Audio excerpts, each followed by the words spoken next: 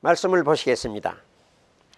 오늘 말씀 구약에서 전도서 5장 13절로부터 17절까지입니다.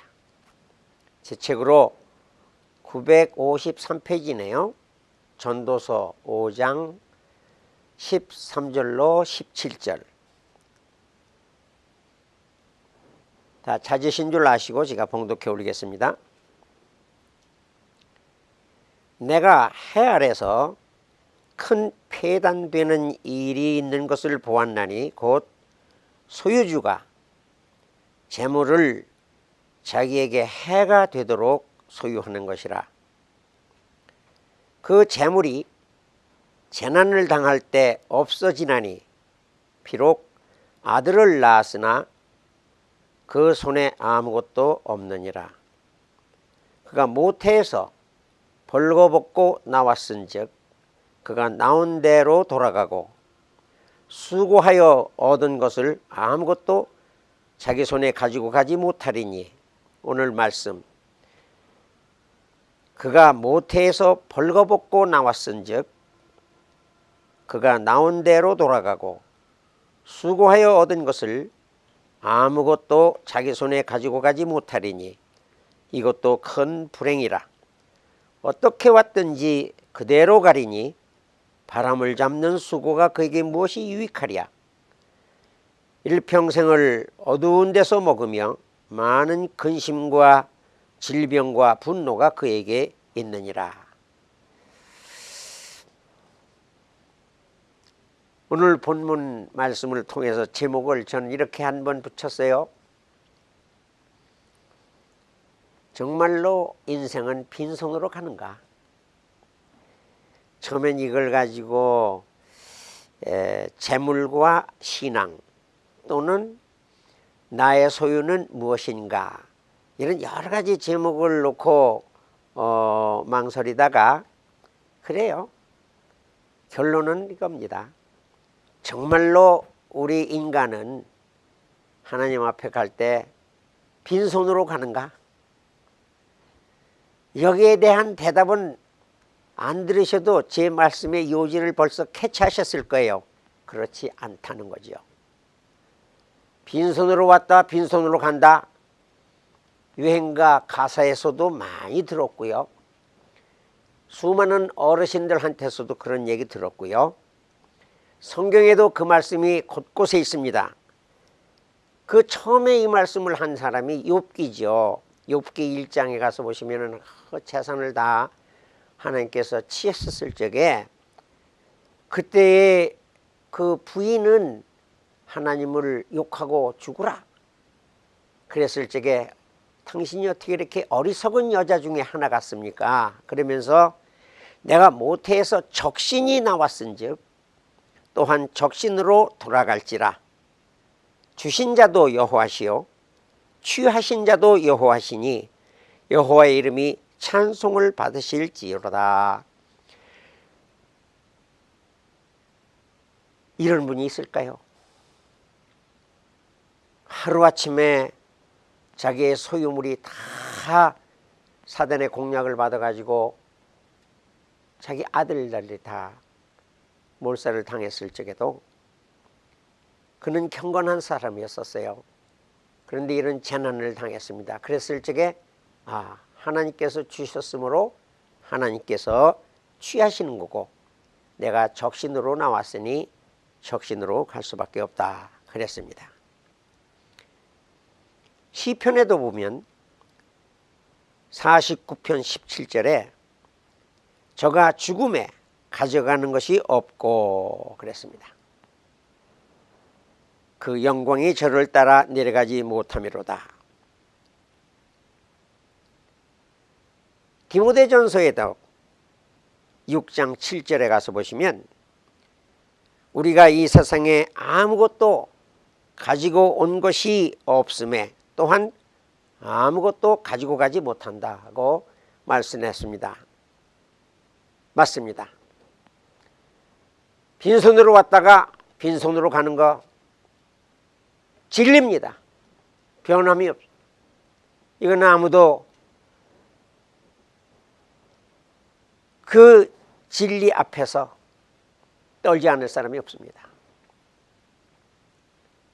성경에서 부자는 때때로 그렇게 그 바람직스럽지 못한 모습으로 많이 말씀이 있는데요. 누가복음에서만 찾아보신다고 하면 12장, 14장, 16장, 18장에 어쩌면 그렇게 말씀이 나오시죠. 12장에서는 뭐예요? 한 부자가 농사를 잘 져서 너무 소출이 많아가지고 아니 이 곡식을 다 어떻게 할꼬 근심하다가 옳지 창고를 다시 다 헐고 크게 다시 짓고서 거기다 쌓아놓고 내일 평생에 이제는 먹고 사는 것이 이족하다고 했었던 기사에 하나님께서 내 영혼을 오늘 저녁에 도로 찾으면 그 쌓아놓은 것이 네 것이 되겠느냐. 이와 같이 자기에 대해서는 부요하고 하나님께 대하여 풍족하지 아니한 사람은 이룰 수도 있다고 경고하셨지요. 14장은 제자들의 조건에서 예수님께서 제자들에게 하신 말씀이므로 우리 일반인에게 통용되지 않는다고 하면 12장, 14장, 16장에 가서 봤을 적에 유명한 거지와 라사로 비유가 나옵니다. 잘 아시죠? 그리고 마지막에 18장에 어떤 관원이 예수께 나와서 내가 선생님이여 내가 무슨 선한 일을 하여야 구원을 얻으리까 질문했을 때 내가 계명을 알지 아니하느냐? 예, 압니다. 거기 뭐라고 그랬느냐 하면은 간음하지 말라, 살인하지 말라, 도적질하지 말라, 남의 일을 탐심하지 말라. 그리고 부모 효도가 마지막에 말씀을 하셨대요. 그랬을 적에 그 청년이 저는 이거 어려서부터 다 지켜왔습니다. 오히려 내게 한 가지 부족한 것이 있노니 내게 있는 모든 것을 팔아. 부자 청년인데요. 그 청년에게 모든 것을 팔아 가난한 자를 주고 그리고 와서 나를 좇으라. 그때 이 청년이 어떻게 했어요? 순종했습니까? 말씀을 지켰습니까? 아니에요. 재물이 많은 고로 근심하며 예수님 그를 떠났다고 했습니다. 그때 하신 말씀이 그거예요. 부자가 낙대 구멍을 지나는 것이 낙타가 바늘구멍을 지나가는 것이 부자가 하늘나라에 들어가는 것보다도 더 어렵다고 말씀을 했어요. 그렇다고 우리가 부자는 지옥, 가난한 거지는 천당, 이 등식이 성립하는 것도 아니고요. 우리가 이 세상에서 가난을 겪어본 사람들은 다 아시지만요, 그 가난이 그 보통 쓴 것이 아니잖아요. 오죽하면 성경에서도 우리 한 군데 찾아보시죠. 이 말씀은 저도 읽고 얼마나 감탄을 했는지요. 잠언 19장을 가서 보시겠습니다. 931페이지입니다. 잠언 19장 다 찾으셨나요? 7절입니다. 19장 잠언 19장 7절. 가난한 자는 그의 형제들에게도 미움을 받거든 하물며 친구야 그를 멀리하지 아니하겠느냐. 따라가며 말하려 할지라도 그들이 없어졌으리라. 전 이거 체험했어요. 정말로 여러분들요, 사업을 하든지 또는 어떤 생활에 급작스러운 무슨 급히 그 큰돈이 들어가야 할 병이 얻었다든가 했을 때요, 형제들이 좀 잘 산다고 해서 거기 가서 그들이 나를 도와줄 것을 기대한다고 해도 그렇지 않아요. 그가 갚을 능력이 있느냐 없느냐를 보고 그 형제들도 판가름합니다. 하물며 친구들한테 가서 얘기해도요, 도와줄 사람 저희 때는 있었어요. 그렇지 않습니까? 험악한 세월을 세웠다고 하지만은 우리 때는 인심이 있는 그런 세월을 살았습니다. 그러나 요즘 이제는 세상이 많이 달라졌어요. 오늘 전도서의 말씀 뭐라고 그러셨어요? 내가 해 아래서 큰 폐단되는 일이 있는 것을 보았나니 소유주가 그 재물을 자기에게 해가 되도록 소유하는 것이라. 돈 많은 부자가 해가 되는 것이 지금 말씀드린 낙타가 바늘구멍을 통과하는 것보다도 더 어렵게 천국을 가기가 힘들다는 것. 그러나 하나님을 할 수 있다고 하셨어요. 그 밖에도 우리가 이 세상에서 재물을 많이 가지고 있는 것은 그 다른 성경에 보면은 노동자는 하루 가서 일을 하고 와서 저녁 먹고 텔레비 보다가 잠을 잘 자는데, 돈이 많은 사람은 그 걱정이 되어 가지고 잠을 이루지 못한다고 했습니다. 저는 부자가 아니라서 그런 경험은 없는데요, 어떤 분들은 아닌 게 아니라 그럴 수도 있을 것 같아요.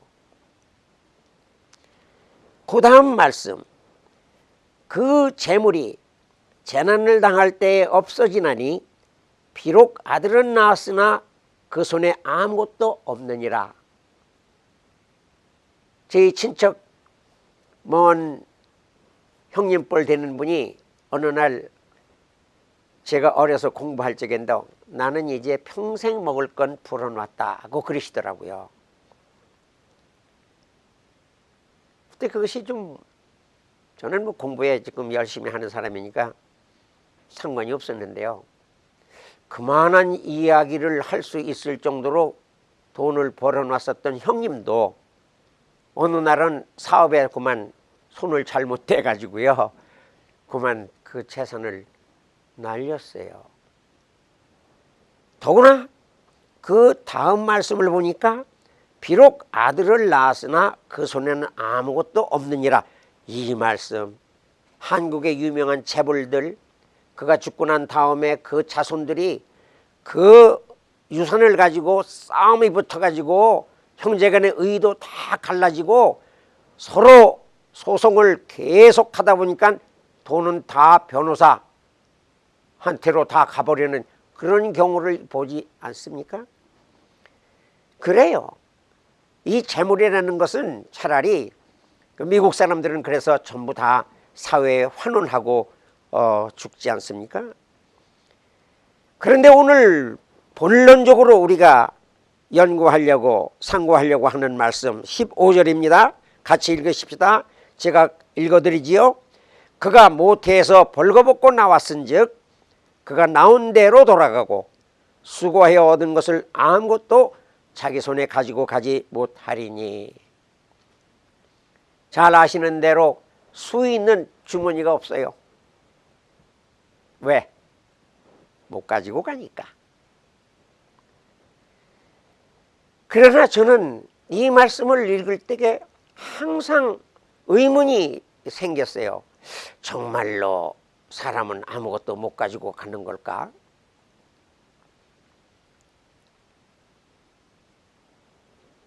그러므로 예수님께서도 제자들에게 부르실 적에 그들이 응답해서 찾아 올라갔을 적에도 그래요. 그물과 배를 버려두고 곧 immediately 곧 예수님을 쫓아갔었던 것.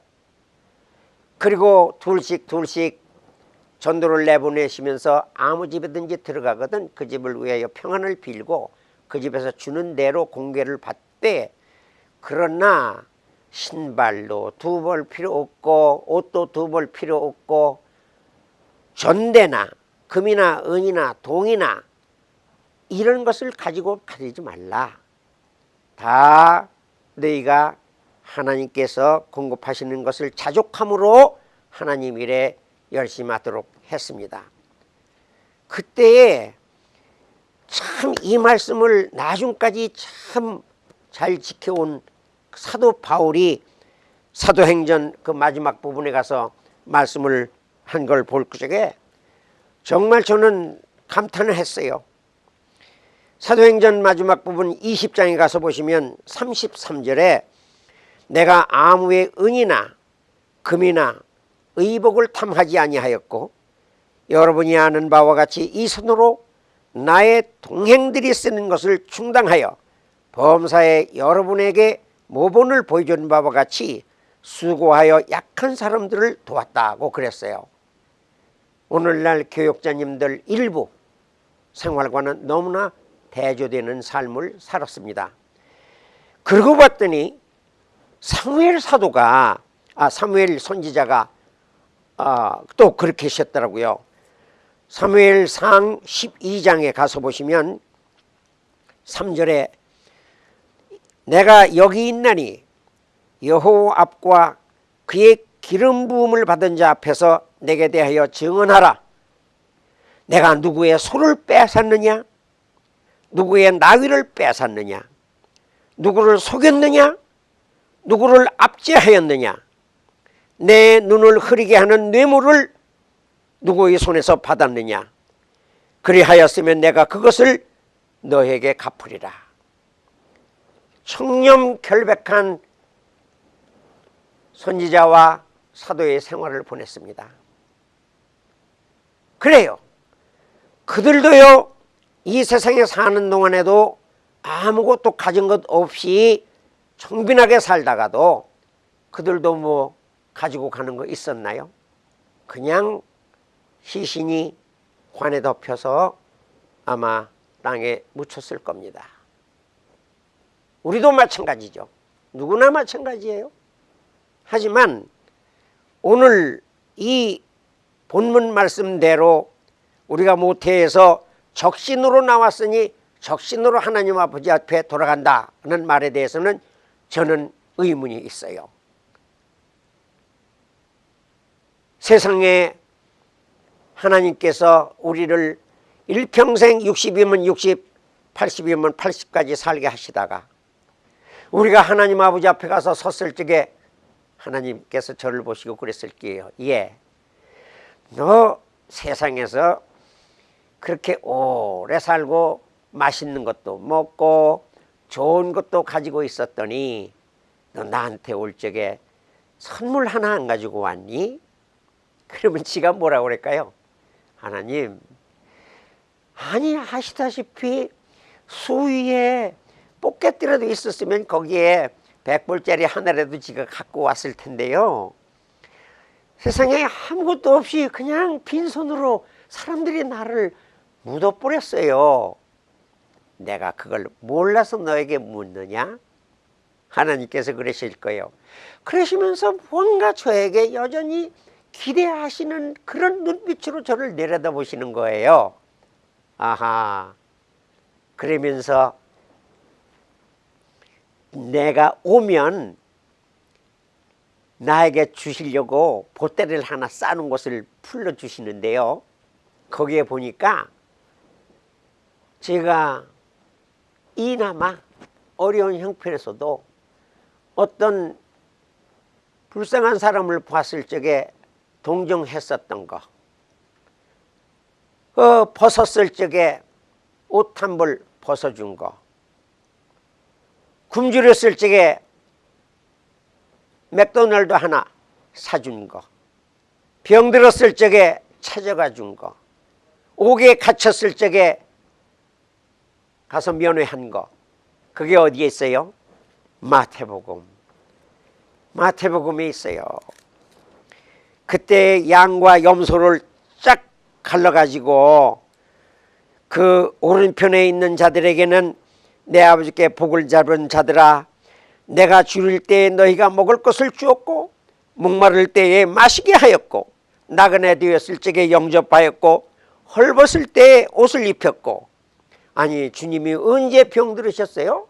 저 그런 거 뵌 적이 없는데요. 어느 때에 나그네 되셨나요? 제가 영접한 적이 없는데요. 내 형제 중에 지극히 작은 자 하나에게 한 것이 곧 내게 한 것이라. 하나님과 예수님께 선물을 드린 거라는 거죠. 그게 그대로 하늘나라에 쌓여있더라는 거죠. 우리가 주의 사역을 하다가 제대로 임금을 못 받은 것, 예를 들면 대우를 못 받은 것, 어떤 저 시골에 가난한 목회하는 목사님들이야 그분들이 사례를 제대로 받습니까? 못 받아요. 그러나 그분들의 그 사례금만큼은 이 세상에서는 못 받았지만 하늘나라에서 하나님이 이 다음에 너에게 계산한 수고한 계산대로 시간대로 우리에게 다 여기 얼마예요?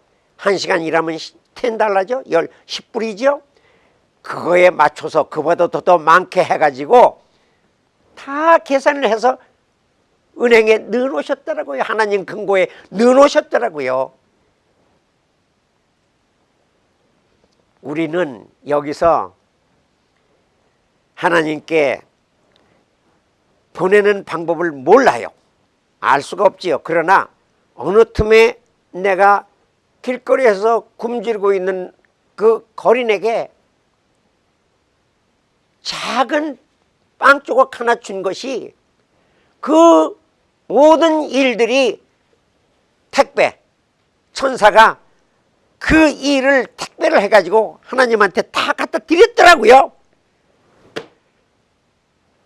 갈 적에는 빈손 모양으로 갑니다. 마치 커다란 짐은 다 짐을 붙여가지고 비행기에 짐칸으로 다 들어가고 나는 기내에 들어가는 가방만 하나 달랑 들고 기내에서 신문 보고 편안히 내렸더니 거기에 내 모든 물건이 다 도착한 공항에서 찾아내는 것처럼 이 세상에서 살다가 하나님께 드리고자 하는 아름다운 선물 이런 것들을 다 천사를 통해서 택배로 하나님께 먼저 보내드리고 그리고 나는 죽을 적에 간단한 수의 한 벌 입고 간편한 차림으로 하나님한테 간 거예요. 갔더니 거기에 이미 내가 붙인지도 몰랐었는데 천사가 어느 틈에 다 가져 놓은 것이 아니 그떡 쌓여 있더라는 거죠. 이게 빈손으로 간 겁니까? 그렇지 않아요. 생각을 해보세요. 우리가 적지 않은 세월을 살았었는데 다 저만 위해서 먹고 저만 위해서 살고 남이 굶든지 뭐 어렵든지 하나 상관 안 하고 일부러 외면까지 했었던 그런 사람들하고 자기에게 넉넉하지는 않지만은 그래도 하나님을 믿는 믿음과 그 주신 아름다운 마음을 가지고 선한 사업을 했었을 적에 그것이 어느 틈에 하나님 앞으로 갔더라고요. 그래요. 나는 이 세상에서 살 적에 소유를 적게 가지고 사는 것이 좋습니다. 또 가지고 하나님 아버지 앞에 갈 적에 내 소유를 아무것도 가지고 갈 수 없습니다. 그러나 오늘 이 세상에 살거나 하나님 아버지 앞에 가서 하나님께서 저에게 물으실 겁니다. 너 가지고 있는 게 뭐냐?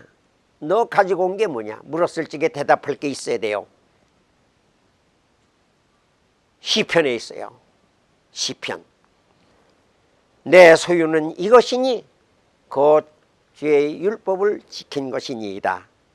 시편 119편에 갑니다. 시편 119편을 찾아가십니다. 시편 119편 63절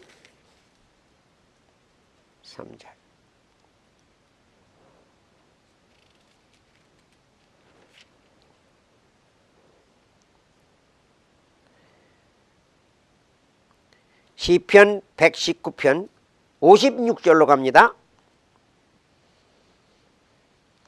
저는 이 말씀을 마음에 간직하고 살기를 원합니다.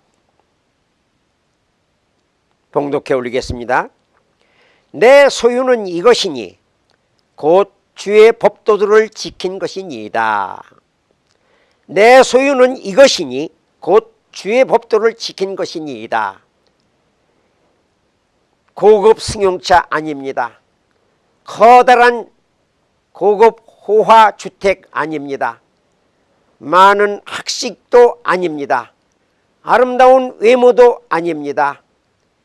훌륭한 가문도 아닙니다. 키가 커서 다른 사람들보다도 더 높이 보였었던 것도 아니에요. 뭐예요? 내가 가지고 있는 것, 주의 법도를 지키는 이것. 이것은 이 세상에서도 사라지지 아니하고 하늘나라에 가서도 하나님 아버지 앞에 제가 가지고 있었던 건 이것밖에 없어요. 다 지키고 온전히 지키진 못했지만 주의 법도를 지키느라고 굉장히 애를 썼어요. 하나님 그거 보십니다. 그때 저의 눈에서 눈물을 씻기실 거예요. 그리고 예배하셨던 좋은 은혜를 주실 겁니다. 기도하시겠습니다. 하나님 감사합니다. 이 세상에서 재물을 원치 않습니다. 명예도 원치 않습니다. 아무것도 바랄 것이 없사오며 오직 소망을 주께 두었사오니 나의 소유는 이것이니 곧 주의 법도를 지킨 것을 가지고 주님 앞에 마지막 날에 서기를 원합니다. 주님, 온 성도님들에게도 저희 자녀들에게도 하나님 이 복을 허락하여 주옵소서. 예수님 이름으로 기도했습니다. 아멘.